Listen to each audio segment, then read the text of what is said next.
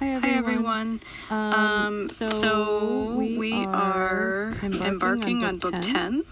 And what I wanted to show you is that book 9, as you know, was involving the Saconis, the Lotus Eaters, and Polyphemus, the Cyclops. So book 10 is these three. So Aeolus, the Laestrygonians, and Circe. So this is a little preview of what you're going to see in book 10.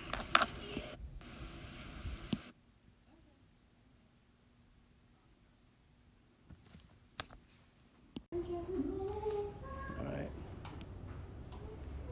Oh, I save it first, I guess. I don't know if that matters, but project. Save and close. I don't know. Okay guys, I should have mentioned before we began that you should have out your flashback sheet that I just showed you, also this map, as well as your style study. Yes, so take those out. Every time we're reading the Odyssey together or you're by yourself, you should have those out. And if you haven't been able to print them, that's okay, but just at least have them open on your computer. Okay, so here's what I want to show you.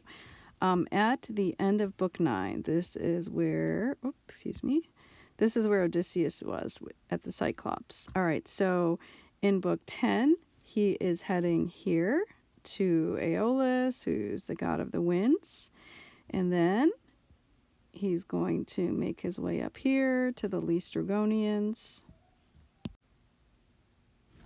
And then he is going to make his way here over to Aea with Circe. Okay, so that's the route he's taking, just so you can see what that looks like. Yeah. Okay, so at this point, we'll be doing some more annotating. You should have your Odyssey book open to page 230. And why don't you pause this recording and go ahead and do that and get a pen or pencil if you want. All right, so I'm assuming everybody's ready. So the bewitching queen of Aea, that is Circe. So that's who this chapter is going to be about. All right, so let's start to read together. Again, we'll be annotating for epithets, genealogy, stock phrases, basically all the elements of epic poetry that we can find. Okay, so Odysseus is saying, recounting, we reach the Aeolian island next, the home of Aeolus. Okay, so you just need to know, circle a new character. Aeolus is the master of the winds. Hippolytus' son. Okay, so there's a little bit of genealogy for us. Mark that down. Beloved by the gods who never die. A great floating island it was, and round it all huge ramparts rise of indestructible bronze, and sheer rock cliffs shoot up from sea to sky. All right, the king, this is Aeolus, had sired 12 children within his halls, 6 daughters and 6 sons in the lusty prime of youth. So he gave his daughters as wives to his 6 sons. And you can see what I thought about that right here with the yuck, lots of incest. Not something I approve of, but anyway. Okay, seated beside their dear father and doting mother, with delicacies aplenty spread before them, they feast on forever. All day long the halls breathe the savor of roasted meats and echo round to the low moan of blowing pipes. And all night long, each one by his faithful mate, they sleep under soft-piled rugs on corded bedsteads. Sounds nice. That's what's... Okay. To this city of theirs we came, their splendid palace, and Aeolus hosted me 1 entire month. So remember that idea of Greek hospitality? That's in play here. He pressed me for news of Troy and the Argive ships. And again, guys, here, Argive means Greek, and how we sailed for home.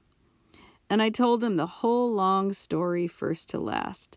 So I just want to pause here because you may want to take this note down, but one name for the Greeks is Argive, another is the Achaeans.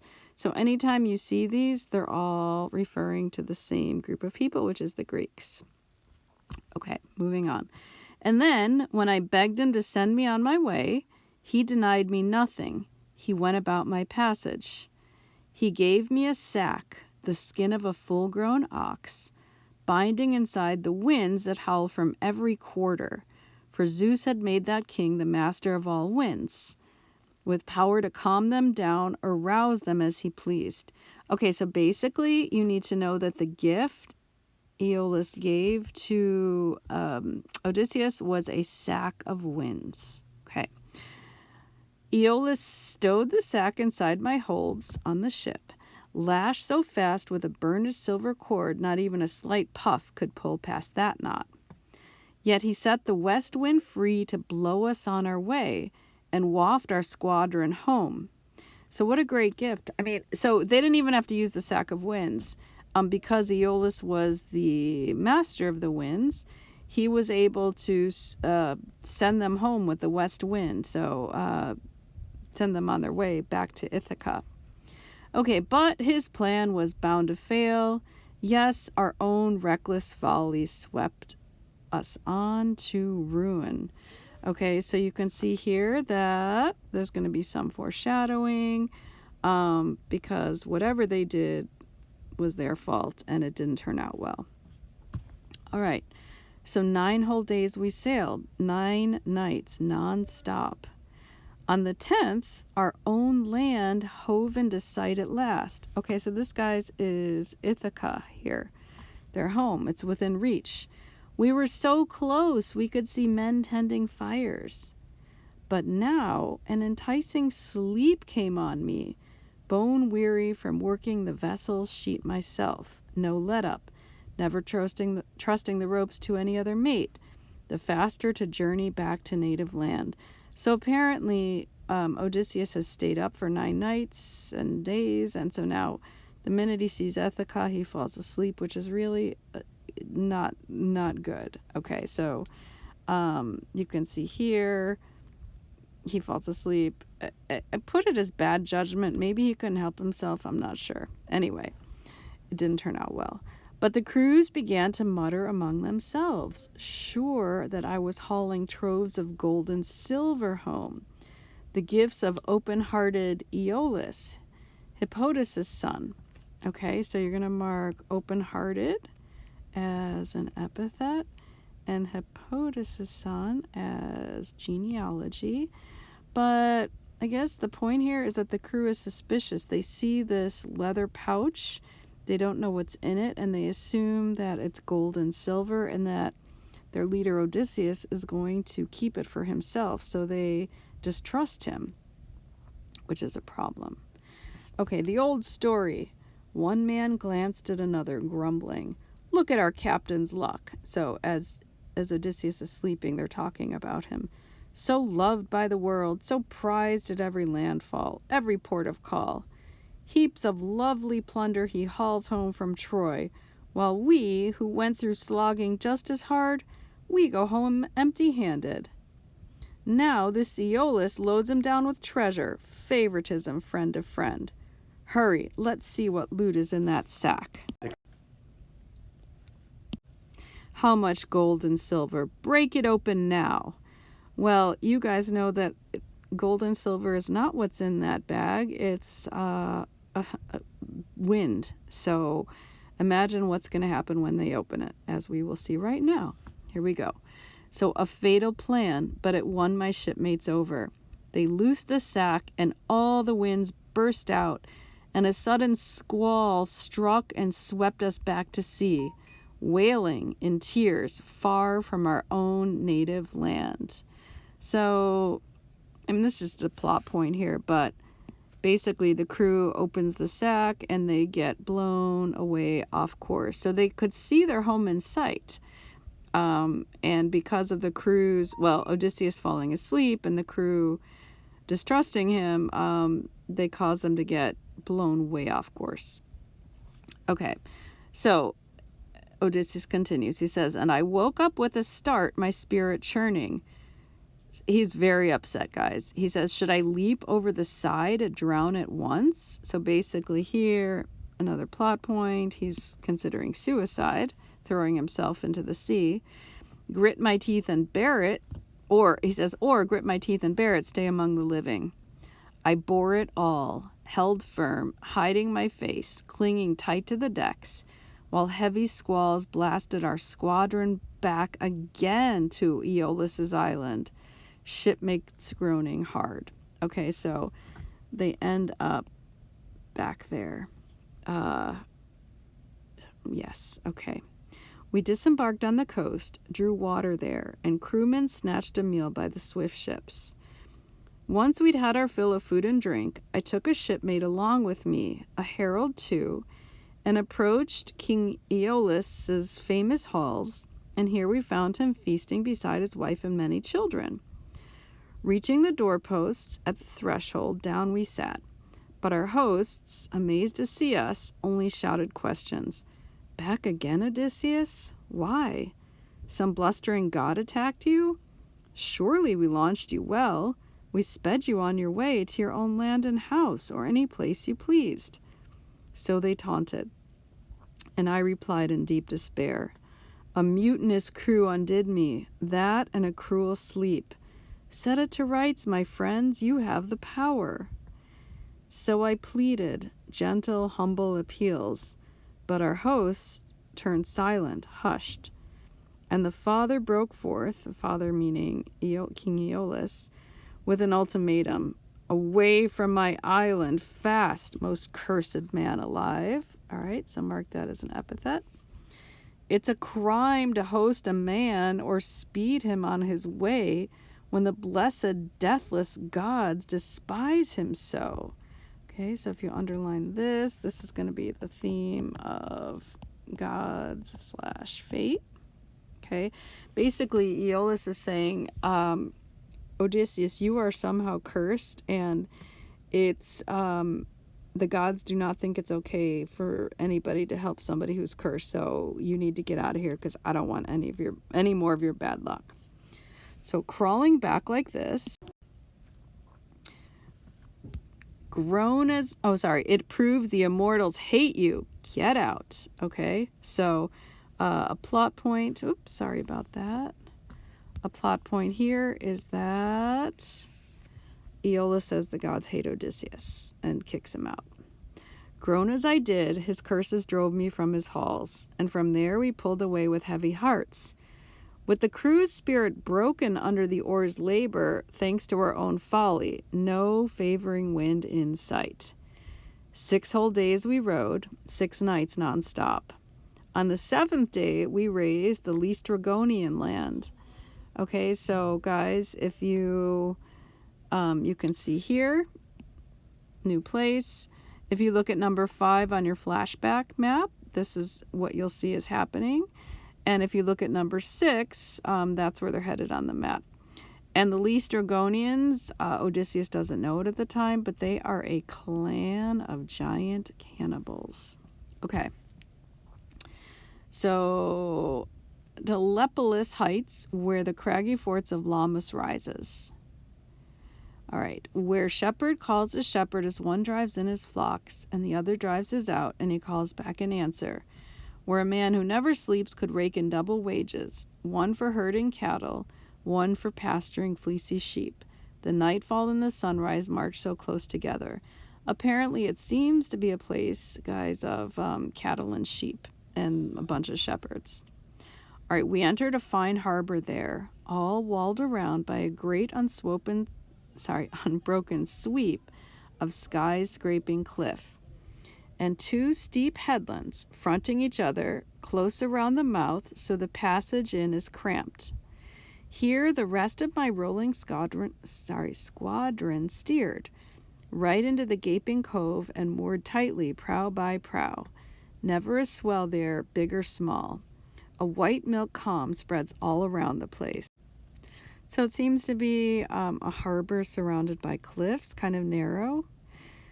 All right, so Odysseus says, but I alone anchored my black ship outside, well clear of the harbor's jaws. Okay, obviously, I'm just going to put a P for personification. You can do the same. I tied her fast to a cliffside with a cable. So the little note here is Odysseus anchors his ship to a cliff. The rest of his crew ends up docking in the harbor. All right, so remember, he's traveling with 12 ships, so the other 11 ships dock somewhere else. I scaled its rock face to a lookout on its crest, but glimpsed no trace of the work of man or beast from there.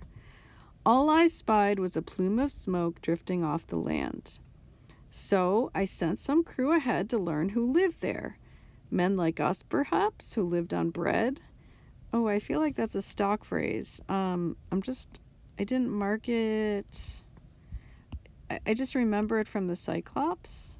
So, anyway, I'm going to put that as a stock phrase. But the question I have here is, why is he exploring? Look at what happened with the Zircones. He went to them and they ended up fighting him off. So that's them. He went to the Lotus Eaters. His men, he had to, pick them up and carry them back to the ship because they were drugged. And then he went to the Cyclops, and that really didn't turn out well. So he just never seems to learn the lesson that maybe he shouldn't stop exploring these places so naively and putting himself and his crew in risks, risking his crew and putting them in harm's way. Anyway, here's what he says. 2 good mates I chose, and a third to run the news. So not everybody's going. They disembarked and set out on a beaten trail, the wagons used for hauling timber down to town from the mountain heights above. And before the walls, they met a girl drawing water, Antiphates' strapping daughter. Okay, so Antiphates, apparently, as you can see, is the king of the Laestrygonians. She'd come down to a clear running spring. So remember, this is the daughter of the king of the Laestrygonians. So she'd come down to a clear running spring, Artacia, where the local people came to fill their pails. My shipmates clustered round her, asking questions. Who was the king of the realm? Who ruled the natives here? She waved at once to her father's high-roofed halls. Okay, so it's an epithet because it's describing the palace. They entered the sumptuous palace, found his wife inside, a woman huge as a mountain crag. All right, so S for just simile. Who filled them all with horror. Straightway she summoned royal Antiphates from assembly, her husband, who prepared my crew a barbarous welcome. Snatching one of my men, he tore him up for dinner. The other 2 sprang free and reached the ships. And you can see the little note I took here is that it says the Cyclops all over again. So one of Odysseus's men gets eaten by Antiphates. But the king let loose a howling through the town. Okay, because they run away. That brought tremendous Laestrygonians swarming up from every side. Hundreds, not like men, like giants. So, this is a simile. They were like giants. Down from the cliffs they flung great rocks a man could hardly hoist, and a ghastly shattering din rose up from all the ships. Men in their death cries, hulls smashed to splinters. All right, so you need to imagine here what's going on. Odysseus's men are in the harbor in their ships, and the Laestrygonians are basically throwing huge boulders at these ships that are trapped in this narrow harbor. And so they are not only destroying the ships with these boulders, but killing all the sailors inside it. So Odysseus's crew is killed. All right, and then they speared the crews like fish. It's a simile. and whisked them home to make their grisly meal. So that's pretty disgusting. The way we would catch fish and eat them for dinner, the Laestrygonians caught Odysseus's men and ate them for dinner.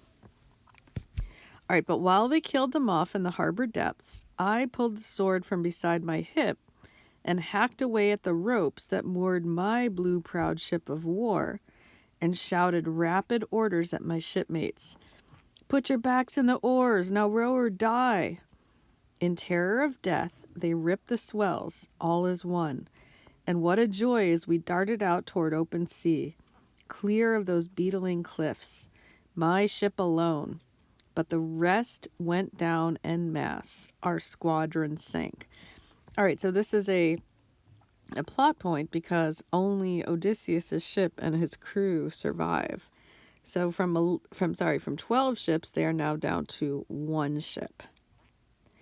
All right, from there we sailed on, glad to escape our death, yet sick at heart for the dear companions we had lost. All right, so underline that because that is a stock phrase. We saw that earlier on page 229. All right, so they're moving on. We reached the Aeaean island next, the home of Circe. So we're going to circle her. She's a new character. And if you look on your flashback sheet, you will see that that's number 6. And if you look on your map, you will see that is number 7. And what you need to know about Circe is this. She is a goddess and enchantress who can change humans into animals. All right. So she is known as the nymph with lovely braids. This is an epithet describing Circe. Let's put an E there. An awesome power, too, who can speak with human voice. The true sister of murderous-minded Aeetes. All right, well, we don't know much about Aeetes, but we do know that this is an epithet describing him as being murderous-minded. Both were bred by the sun who lights our lives. Their mother was Perse, a child the ocean bore. Okay, so guys, these lines are genealogy. Their dad was the sun and their mom was Perse. We brought our ship to port without a sound, as the god eased her into a harbor safe and snug. And for 2 days and nights we lay by there, eating our hearts out, bent with pain and bone tired. When dawn, with her lovely locks, all right, so that's going to be an epithet, underline and mark it, brought on the 3rd day, at last I took my spear and my sharp sword again, rushed up from the ship to find a lookout point, hoping to glint some sign of human labor, catch some human voices. So notice, guys, that the world is populated, the Greek world is populated at this time by a lot of people who are non-humans, such as the Cyclops and the Laestrygonians. Okay, so I scaled a commanding crag, and scanning hard, I could just make out some smoke from Circe's halls, drifting up from the broad terrain through brush and woods. Brush means bushes, if you don't know that. Okay. Mulling it over, I thought I'd scout the ground, that fire aglow in the smoke. I saw it, true, but soon enough this seemed the better plan. I'd go back to shore and the swift ship first, feed the men, then send them out for scouting. I was well on my way down, nearing our ship, when a god took pity on me, wandering all alone. He sent me a big stag. It's like I believe it's a male deer, with high branching antlers, right across my path. The sun's heat forced him down from his forest range to drink at a river's banks, just bounding out of the timber when I hit him square in the backbone, halfway down the spine, and my bronze spear went punching clean through. He dropped in the dust, groaning, gasping out his breath. Okay, so I just took a little note there that Odysseus spears a stag. Okay, treading on him, I wrenched my brown spear from the wound, left it there on the ground, and snapping off some twigs and creepers, twisted a rope about a fathom long.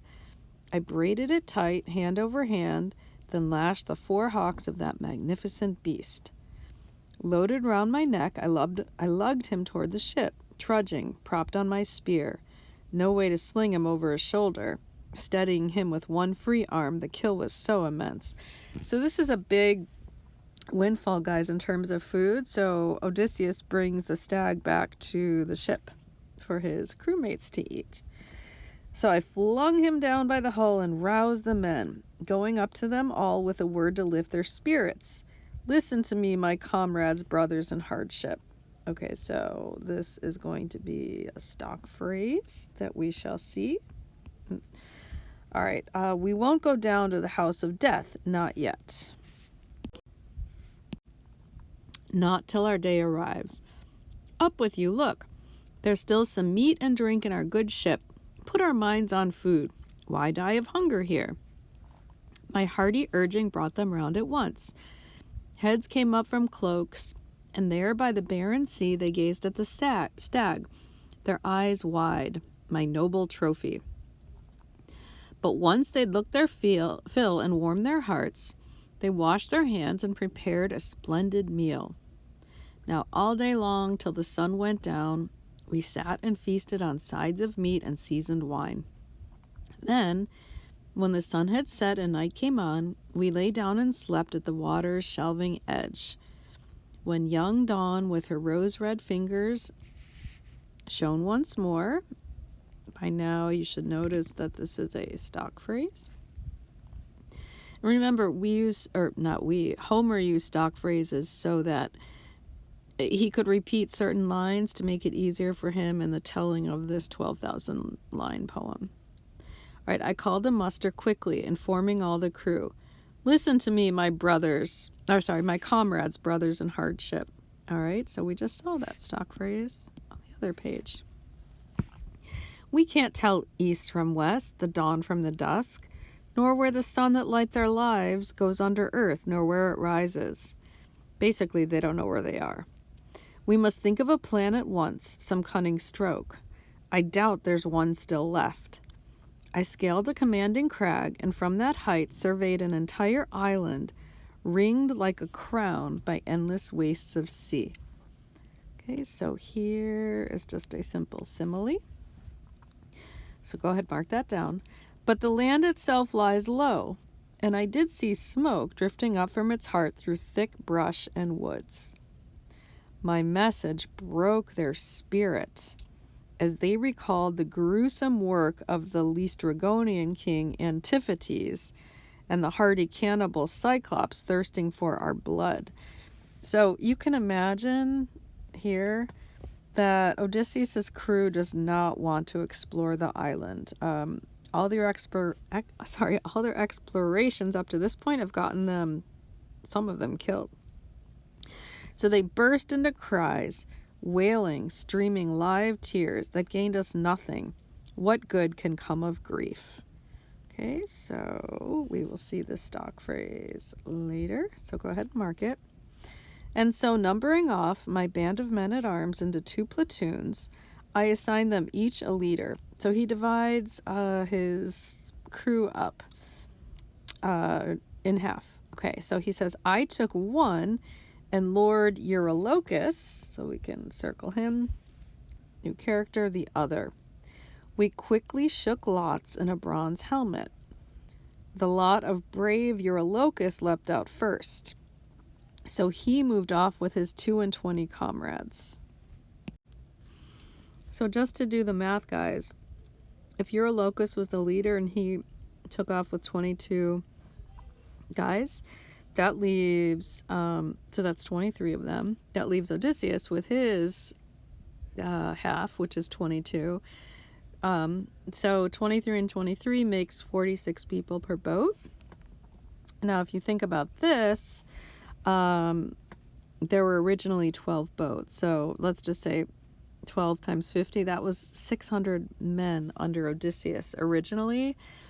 And now, I don't know if you remember, but the Cercones killed 6 people per boat. So at this point, I feel like Odysseus's crew is down to 40 people from 600. So, not many of them left. Okay. Weeping, leaving us behind in tears as well. So basically, Odysseus and Eurylochus drew straws, like, two sticks. One is shorter and one is longer. Whoever draws the short stick had to go to Circe's palace and check it out, and that was Eurylochus and his men. And they're crying because they don't want to go. They fear for their lives. Okay, so deep in the wooded glens, they came on Circe's palace, built of dressed stone on a cleared rise of land. Mountain wolves and lions were roaming round the grounds. She'd bewitched them herself. She gave them magic drugs. All right, so remember, the title of this chapter is The Bewitching Queen of Aea. That's a reference to Circe. So what she does is turn people into animals. So these mountain wolves and lions were previously people. Okay, but he goes on. But they wouldn't attack my men. They just came pawing up around them, fawning, swishing their long tails. Eager as hounds, all right, eager as hounds, simile there, that fawn around their master, coming home from a feast, who always brings back scraps to calm them down. So they came nuzzling round my men. Okay, guys, so this is a Homeric simile.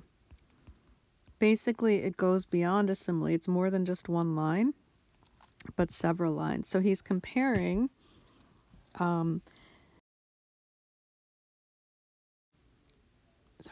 as you can see from my notes, he's comparing the the wolves and lions are like hounds that fawn around their master, coming home from a feast, who always brings back scraps to calm them down. So they came nuzzling around my men. So basically, Odysseus's men are like a master, and the wolves and the lions are like a dog returning to its master. So anyway, with big, powerful claws, and the men cringed in fear at the sight of those strange, ferocious beasts. But still, they paused at her doors, the nymph with lovely braids. Okay, so referring to Circe's is an epithet. Or Circe, and deep inside they heard her singing, lifting her spellbinding voice as she glided back and forth at her great immortal loom, her enchanting web, a shimmering glory only goddesses can weave. All right, so just a little plot note. She is singing and weaving. Polites, captain of armies, so epithet, describing Polites, took command, the closest, most devoted man I had. Friends, there's someone inside, plying a great loom, and how she sings, enthralling. The whole house is echoing to her song. Goddess or woman, let's call out to her now. So he urged, and the men called out and hailed her. She opened her gleaming doors at once and stepped forth, inviting them all in, and in they went, all innocents. So, in terms of plot, Polites and the men call Circe, and she lets them in. Only Eurylochus stayed behind. He sensed a trap. So the plot point here is he's smart and hangs back. She ushered them in to sit on high-backed chairs. Then she mixed them a potion. Cheese, barley, and pale honey mulled in Promnian wine. But into the brew she stirred her wicked drugs to wipe from their memories any thought of home. So again, the note here is that this is a potion mixed with drugs. Once they drained the bowls she filled, suddenly she struck with her wand, drove them into her pigsties, all of them bristling into swine, with grunts, snouts, even their bodies, yes. So here is where she turns Odysseus' men into pigs, all except for Eurylochus, who hung back. And only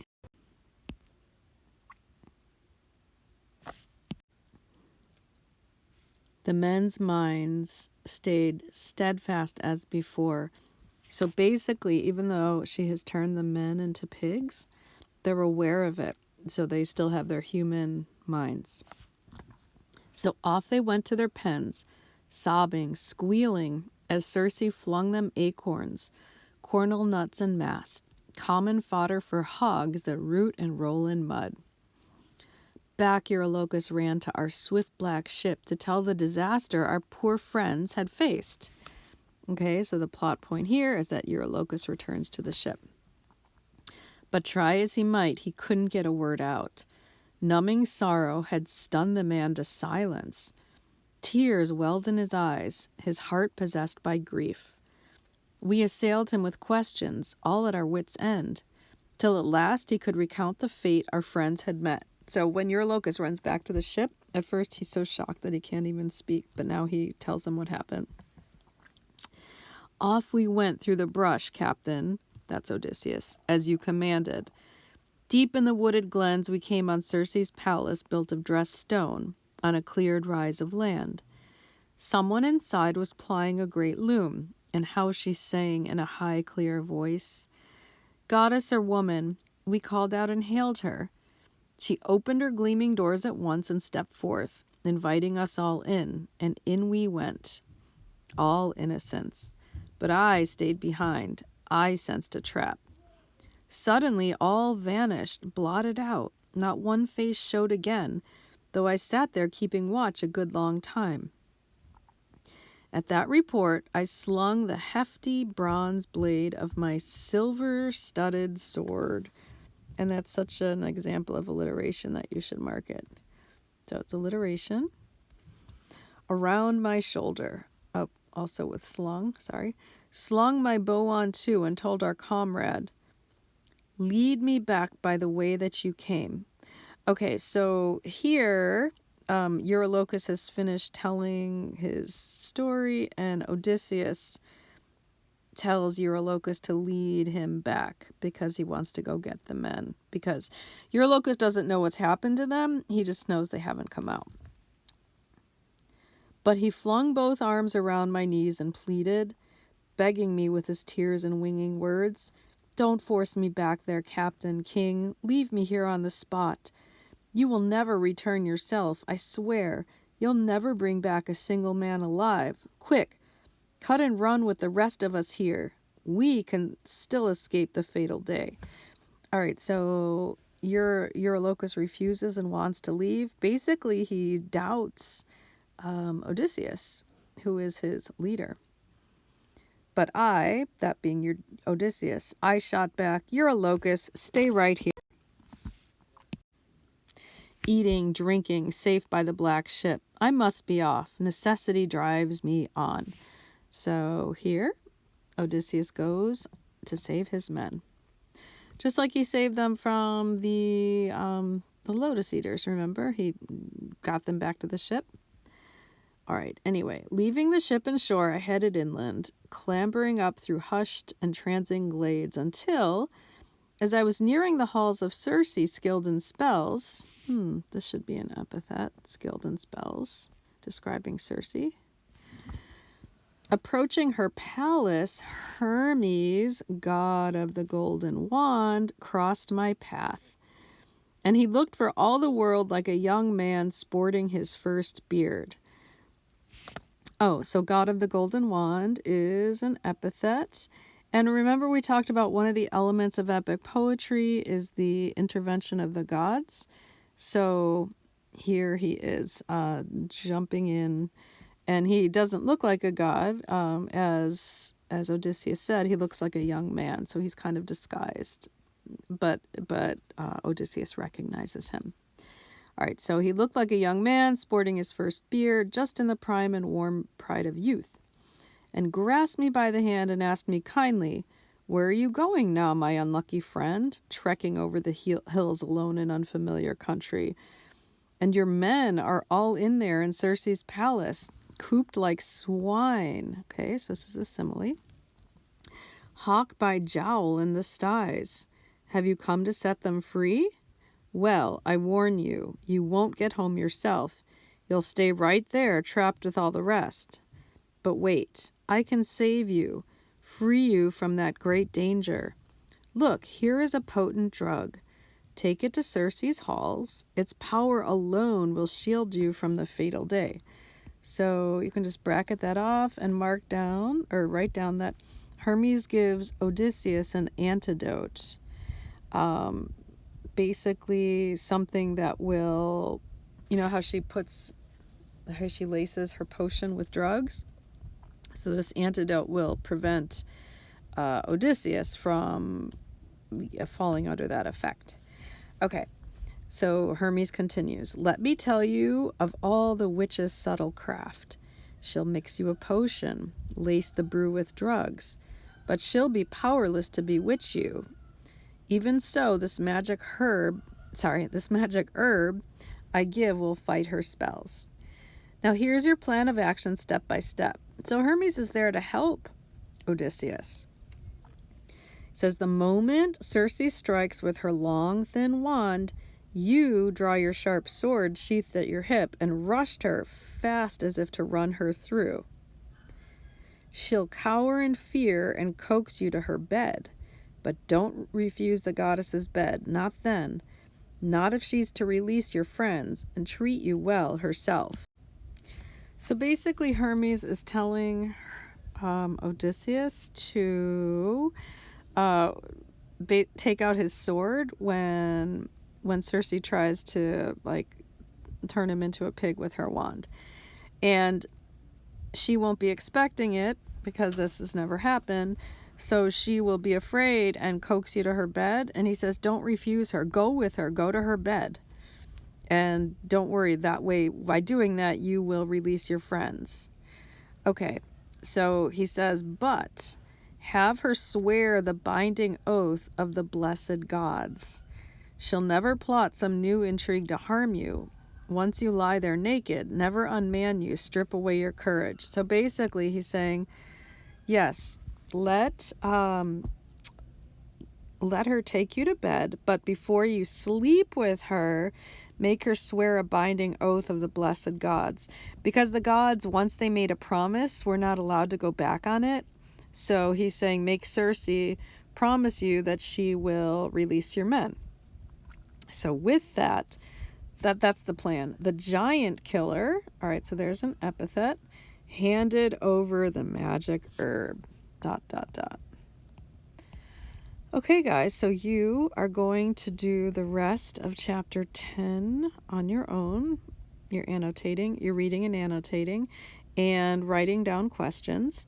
So you'll have to see what happens to if Hermes' plan works, if Odysseus is able to not succumb to her drug and pull out his sword and let her take him to bed, but before she takes him to bed, he's going to demand a binding oath so that she agrees to release his men. So we shall see. Anyway, good luck. Good luck, and I will see you soon.